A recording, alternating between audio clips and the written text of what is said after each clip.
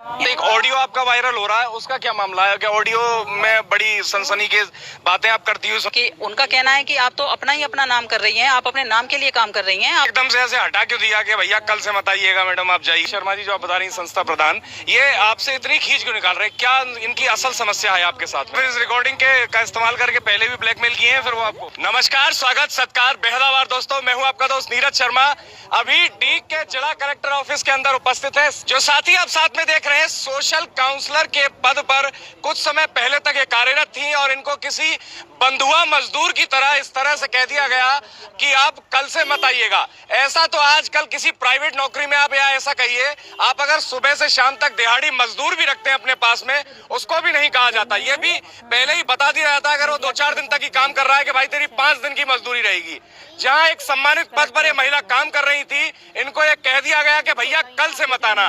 और ये आयरनी देखिए, कमाल की बात देखिए, कुछ ही समय पहले 15 अगस्त पर जो तस्वीर आप देख रहे होंगे, गृह राज्य मंत्री, क्षेत्र के विधायक डॉक्टर शैलेश दिगंबर और साथ में जिन माननीय प्रशासन के सिरमौर जिला कलेक्टर महोदय के ऑफिस के अंदर हम उपस्थित हैं, उनके द्वारा सम्मानित हैं। उनके द्वारा इनका सम्मान किया गया, इनकी बेहतर कार्यशैली, बढ़िया काम की वजह से। मजदूर को इस तरह कह दिया जाता है कि भैया कल से मत आना। कारण क्या है इनसे जानेंगे। और साथ में जो सबसे ज्यादा दुख की बात है वो ये एप्लीकेशन में लिख कर लाएंगे कलेक्टर साहब के नाम कि मेरा 5 महीने का वेतन व भत्ता भी नहीं दिया गया है। 5 महीने से तनख्वाह नहीं दी गई और नहीं देने शायद बस की नहीं था आगे, तो इसलिए एक साथ दूध में मक्खी की तरह निकाल के बाहर फेंक दिया गया। मैडम नाम बताइए अपना और किस पद पे कार्यरत थी, क्या आपकी जिम्मेदारी होती है, पहले वो समझाइए। नमस्कार, मेरा नाम विनीता पचौरी है। मैं सोशल काउंसलर के पद पे थी। महिला अधिकारिता विभाग के अधीन महिला सुरक्षा एवं सलाह केंद्र के पद पर, सोशल काउंसलर के पद पर मैं कार्यरत थी 11 अगस्त 2023 से, और अब तक मैं अपने पद पर उचित कार्य कर रही थी, जिसके लिए मुझे जिला प्रशासन ने सम्मानित भी किया है 15 अगस्त पर।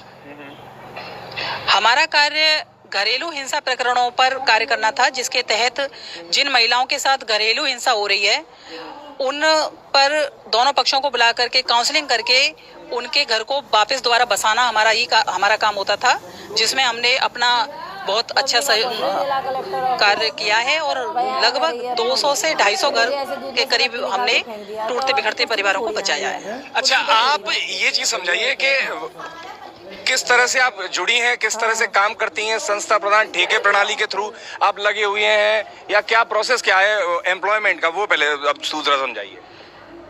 इसका प्रोसेस ये होता है, जैसे हमारी राज्य सरकार में महिला अधिकारिता विभाग के अधीन कॉन्ट्रैक्ट बेस पर हम काउंसलर्स लगाए जाते हैं, जिसमें हमारे ठेकेदार श्री ब्रजेश शर्मा जी, जिनकी संस्था rural organisation for all round development society roads के नाम से है, जिसमें मुझे उन्होंने 11 अगस्त 2023 को अपने इस पद पर लगाया था और मैं तब से अपना उचित कार्य कर रही हूँ।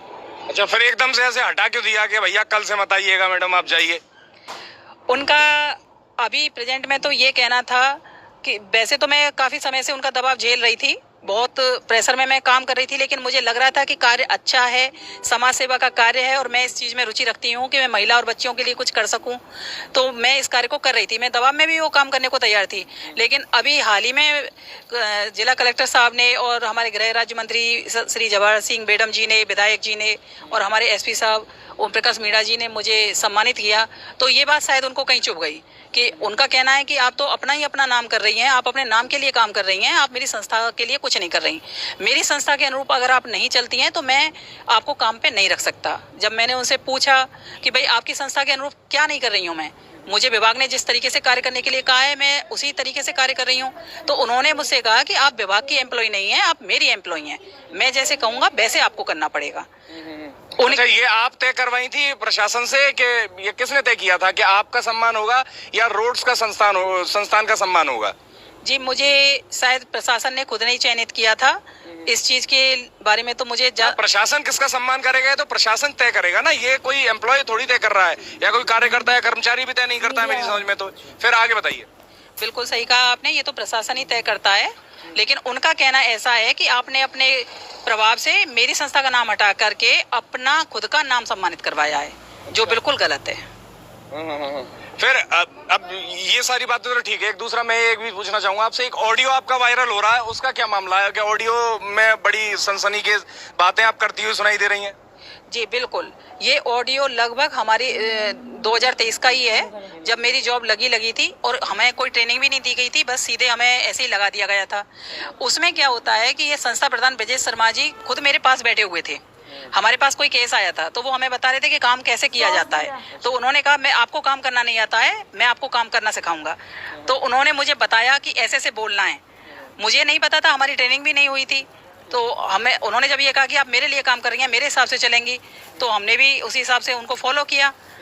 तो उन्होंने जैसे जैसे मुझे बुलवाया मैंने बोला। मुझे नहीं पता था कि इसकी वो वहाँ दूसरी जगह रिकॉर्डिंग करा रहे हैं। जब मैंने उनसे पूछा तो उन्होंने कहा कि भविष्य में तू मेरे खिलाफ ना बोले, इसलिए ये रिकॉर्डिंग कराई गई है। अच्छा, जिसका मैंने विरोध किया। तो उन्होंने ये कहा कि अगर आगे अब मेरे खिलाफ अगर आप बोलोगे तो मैं इस रिकॉर्डिंग के जरिए आपको, उन्होंने काफी बार इस रिकॉर्डिंग ब्लैकमेल करने की धमकी दी आपको। जी, बिल्कुल। तो फिर इस रिकॉर्डिंग के का इस्तेमाल करके पहले भी ब्लैकमेल किए हैं फिर वो आपको? हाँ जी, उन्होंने पहले भी मुझे ब्लैकमेल किया है। तो उन्होंने इस चीज़ की जांच भी बैठवाई थी मेरे ऊपर, जिसकी जांच हुई और जांच में ये मेरे पास में रिपोर्ट है, जिसकी जांच हुई, जिसमें जिसने परवादी ने मेरे खिलाफ रिपोर्ट लगाया, एप्लीकेशन लगाई थी, उसका ये नोट है, राजीनामा नोट है।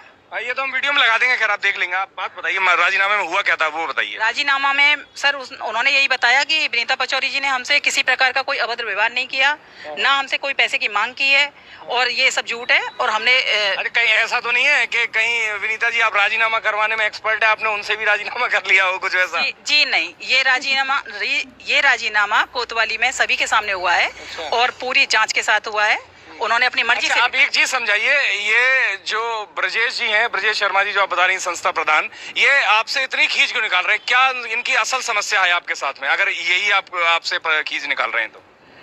इनकी असल समस्या देखी जाए तो ब्रजेश शर्मा जी रिश्ते में मेरे मामा ससुर लगते हैं। अच्छा। जब इन्हें कोई एम्प्लॉय नहीं मिला था, इन्होंने मुझसे, मेरी खुद की कोचिंग चलती थी, 26 बच्चे थे मेरी कोचिंग में, तो इन्हें एम्प्लॉय चाहिए था। उन्होंने मुझसे बोला जैसे काम करना है वैसे करना, कोई प्रेशर नहीं है, आप तो बस एक बार ज्वाइन कर लें। फिर मैंने इनके साथ में काम किया, मेरी कोचिंग वहाँ बंद कर दी, वहाँ भी उन्होंने मेरा रोजगार खत्म करवा दिया। अब मैंने काम किया, मामा ससुर। 5 महीने से आपको तनख्वाह नहीं दिया, मांग क्या है आपकी? जिला कलेक्टर महोदय के प्रांगण में हम लोग खड़े हैं, मांग क्या करेंगे उन कलेक्टर साहब से वो बताइए।